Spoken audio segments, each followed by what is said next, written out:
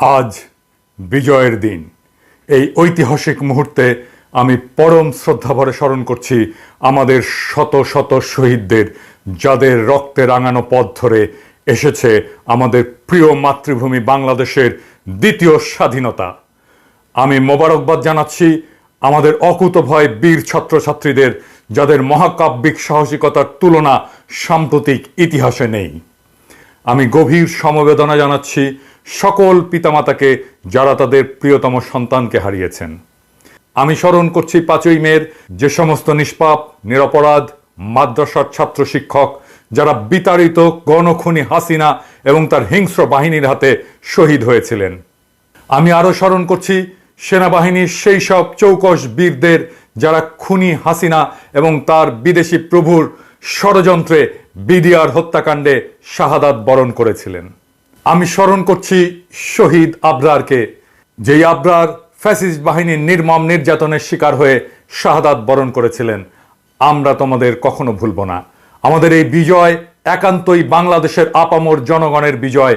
এই বিজয় আমরাই কোটি কোটি সবল হাতে মহাকালের গর্ভ থেকে ছিনিয়ে এনেছি। আপন শক্তিতে, বাইরের কারো দয়ায় এই স্বাধীনতা আসেনি। তাই আমাদেরকে আর কেউ কোনোদিন বলতে সাহস করবে না যে তারা আমাদের স্বাধীনতা এনে দিয়েছে। আজ আমরা এক ক্রান্তিকাল পার হচ্ছি। এই সময় আমাদের সঠিক সিদ্ধান্ত নিতে হবে আমাদের কাঙ্ক্ষিত রাষ্ট্র নির্মাণের, যেই রাষ্ট্র আমাদের জনগণের আশা আকাঙ্ক্ষা সম্পূর্ণভাবে প্রতিফলিত করবে। যেই রাষ্ট্র হবে মুসলমান, হিন্দু, বৌদ্ধ, খ্রিস্টান, পাহাড়ি, সমতলবাসী, দরিদ্র, ধনী, শ্রমিক, কৃষক, নারী, পুরুষ সকলের রাষ্ট্র। আমরা যদি সঠিক সিদ্ধান্ত না নিতে পারি, তাহলে এই ঐতিহাসিক সুযোগ, এই ঐতিহাসিক মুহূর্ত, যা শতাব্দীতে একবার আসে, তা আমরা হারাবো। মনে রাখবেন, হাসিনা গেছে, কিন্তু হাসিনার প্রশাসন পুরোটাই ইনট্যাক্ট আছে। হাসিনা পালিয়েছে, হাসিনার গুন্ডা বাহিনী পালায় নাই। ইন্ডিয়া তার স্বার্থের পক্ষে যে এস্টাবলিশমেন্ট তৈরি করেছিল তা অবিকৃত আছে। এই চুপ্পু হাসিনার পদলেহী, সে হাসিনাকে 2 বার সালাম করত পায়ে হাত দিয়ে। এই ওয়াকার হাসিনার আত্মীয়। ওয়াকার সাহেব বলে আমার উপরে বিশ্বাস রাখেন। বিশ্বাস কিভাবে রাখবো ওয়াকার সাহেব? খুনি জিয়াউল আহসান কিভাবে সেনাবাহিনীর উর্দি পড়ে এখনো? নিশাত কিভাবে বসে থাকে? ব্রিগেডিয়ার ইমরান কিভাবে থাকে সেনাবাহিনীর উর্দি পরে? মেজর নোমান কিভাবে থাকে, যাদের হাতে আমার ভাইয়ের রক্ত লেগে আছে? হাসিনার পুলিশ লীগের সবগুলো পলাইছে, ওরা অস্ত্র নিয়েই পালাইছে। ছাত্রলীগ যুবলীগের অস্ত্র কোথায়? সেগুলো আছে, এবং সেইগুলোই এই নৈরাজ্য সৃষ্টিতে কাজে লাগছে।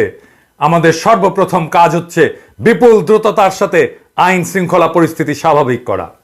দেশে অস্থিতিশীলতা সৃষ্টি হলে পরাজিত শক্তি এবং সুযোগ সন্ধানী দেশি বিদেশি শক্তি আমাদের মহান বিজয় ছিনিয়ে নেওয়ার অপচেষ্টা করবে। আমি বুঝতে পারি যে দীর্ঘ 1.5 দশক ধরে খুনি হাসিনা, তার ক্রিমিনাল বাহিনীরা যে চরম অত্যাচার করেছে, তার ভিকটিমরা ইনসাফ চাইবেন। এটা অত্যন্ত সঙ্গত চাওয়া।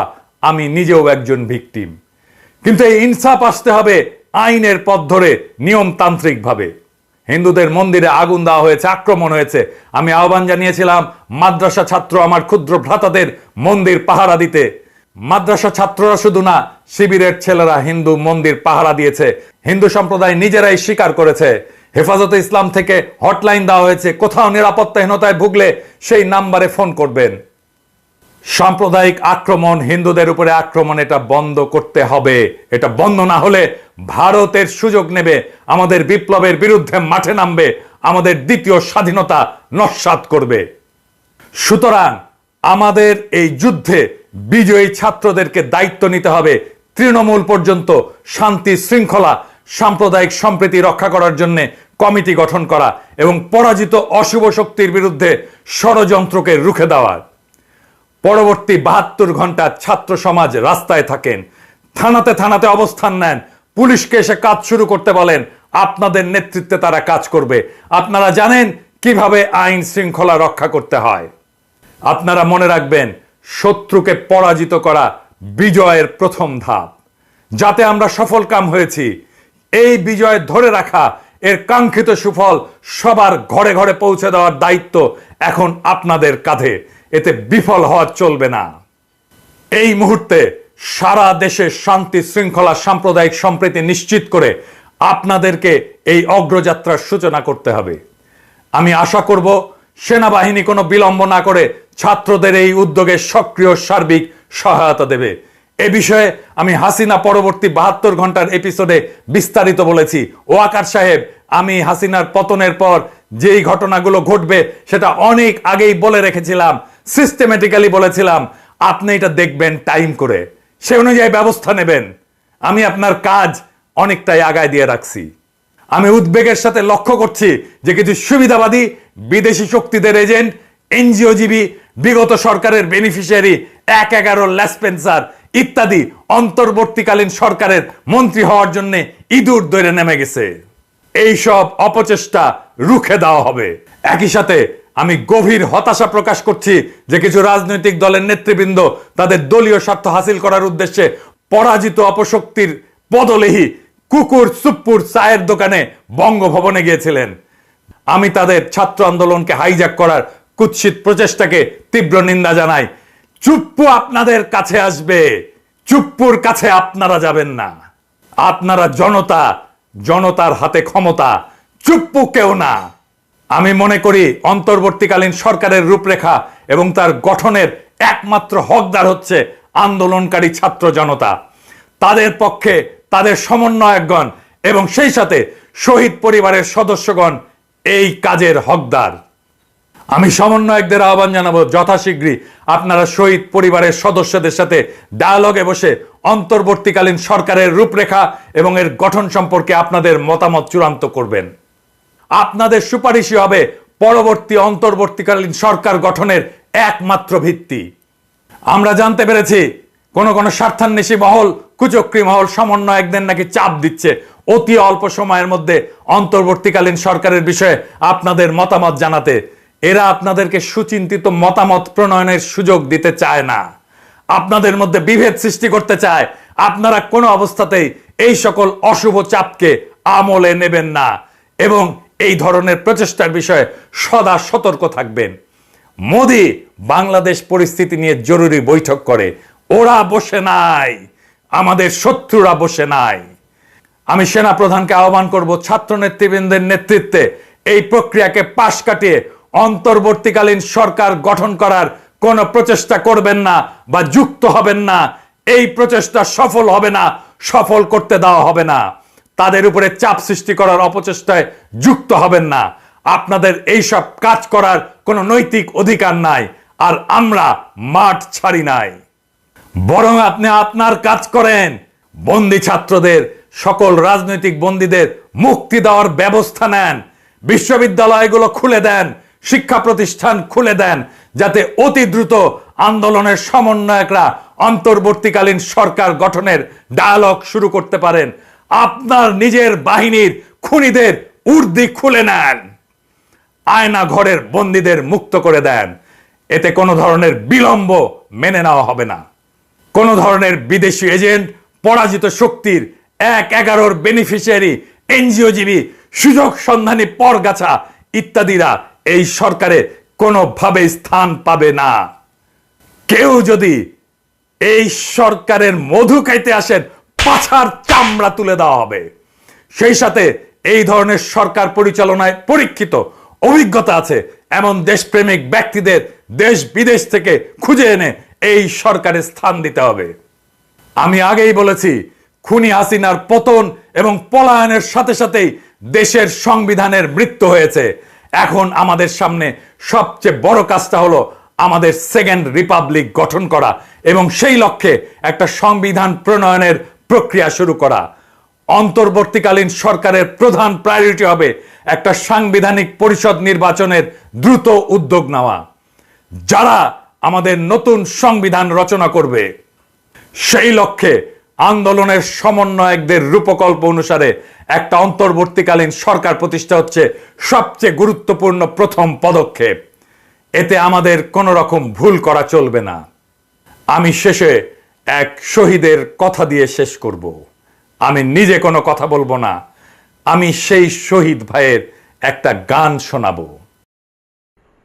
সাজিয়ে গুজিয়ে দে মোরে সজনী তোরা, সাজিয়ে গুজিয়ে দে মোরে, সাজিয়ে গুজিয়ে দে মোরে সজনী তোরা, সাজিয়ে গুজিয়ে দে মোরে। বরই পাতার গরম জলে শোয়ায়া মশারির তলে, বরই পাতার গরম জলে, বরই পাতার গরম জলে শোয়ায়া মশারির তলে, আতর গোলাপ চন্দন মেখে দে সজনী তোরা, সাজিয়ে গুজিয়ে দে মোরে, সাজিয়ে গুজিয়ে দে মোরে সজনী তোরা, সাজিয়ে গুজিয়ে দে মোরে। এই ভাইটা বিজয়ের মাত্র অল্প কিছু সময় আগে শহীদ হয়েছিল। আমাদের বিজয় হয়েছে এমন অনেক আত্মত্যাগে আর সৃষ্টিকর্তার রহমতে। সৃষ্টিকর্তা মজলুমের সাথে থাকেন, তাই তারা বিজয়ী হয়। এই বিজয় সৃষ্টিকর্তার নিয়ামত। তারপরে তিনি পরীক্ষা নেন আমরা এই বিজয়ের যোগ্য কিনা। এখন আমাদের পরীক্ষার কাল, পরীক্ষার পালা। এখন বিপ্লব বেহাত হয়ে যাওয়ার সময়। প্রতি বিপ্লব সংগঠিত হতে পারে যদি আমরা আমাদের যোগ্যতার প্রমাণ না দিই। আমরা যদি হাসিনার মতো জালেম হয়ে উঠি, তাহলে আমাদের পরিণতিও হাসিনার মতোই হবে। আসেন আমরা শহীদের রক্তের মর্যাদা রাখি, প্রতি বিপ্লব আর ষড়যন্ত্র মোকাবেলা করে বিজয়কে সংহত করি। মহান সৃষ্টিকর্তা আমাদের প্রতি রহমত করুন। মহান সৃষ্টিকর্তা আমাদের প্রতি রহমত করুন।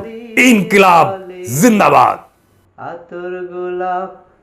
আতর গোলাপ চন্দন মেখে দে সজনী তোরা, সাজিয়ে গুজিয়ে দে মোরে, সাজিয়ে গুজিয়ে দে মোরে সজনী তোরা, সাজিয়ে গুজিয়ে দে মোরে।